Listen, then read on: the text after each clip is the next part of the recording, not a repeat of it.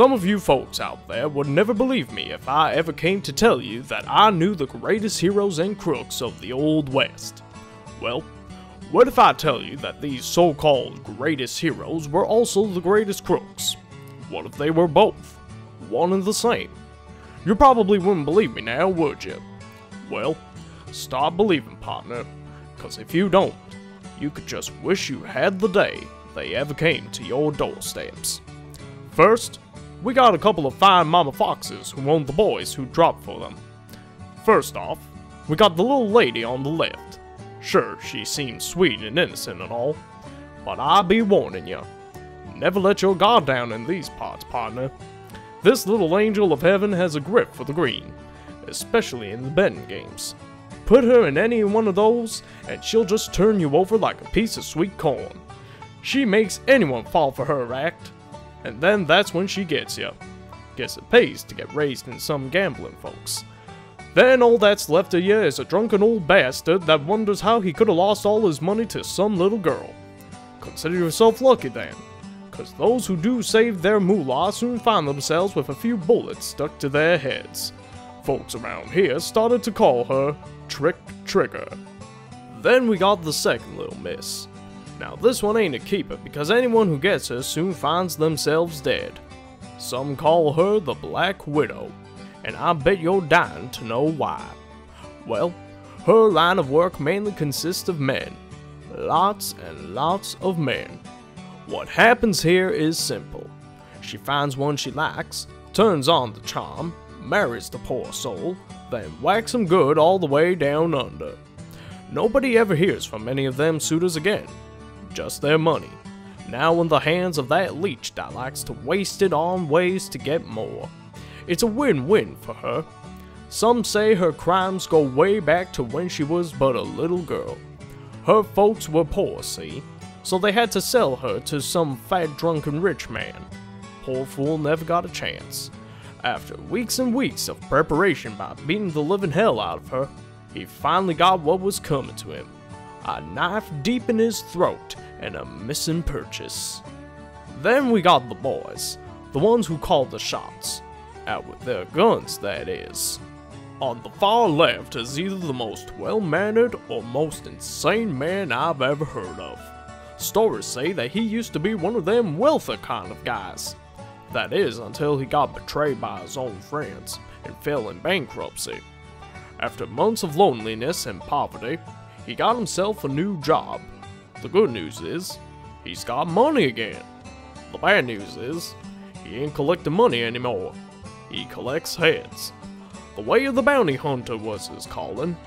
Unfortunately, he ain't signing for no one unless someone got a huge paycheck waiting. Also, he keeps talking about some book of his called Alice in Wonderland. Guess that explains the outfit. They call him Mad Matt. The middle guy, well, I can honestly say I hardly know anything about him. Apparently, rumors say he started out as a wealthy man with a wife and kids and all that good stuff. Then he lost it all when a pose of crooks came into his doorsteps and took everything they could. What they couldn't take, they killed or buried alive. Except him, of course.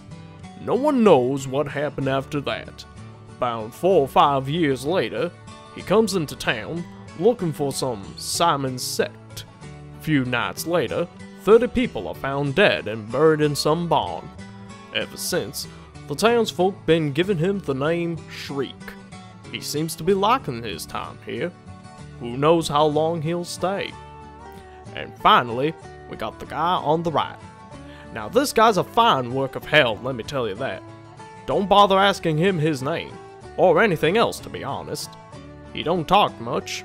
Instead, he kills much. Any guy who's upset him before has never lived to drink another whiskey. If you get in his way, you're dead.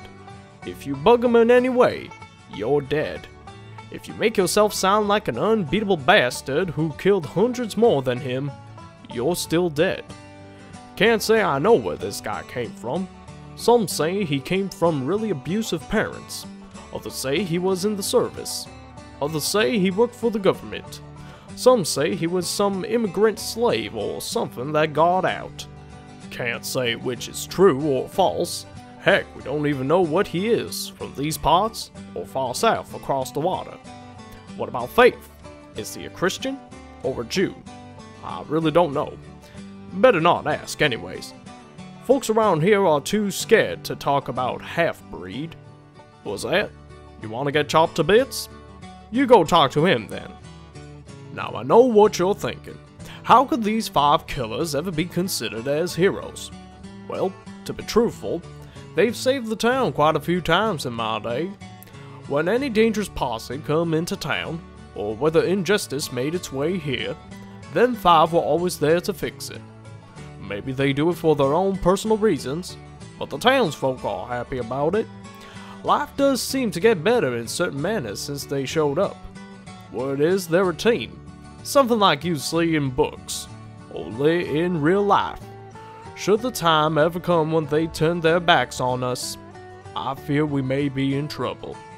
Until then, the Old West will forever be grateful to them legends, even if they do kill half the time for good fun. Oh well, no place is perfect, but we're sure close to it. Should any of you wish harm to our town, remember these words.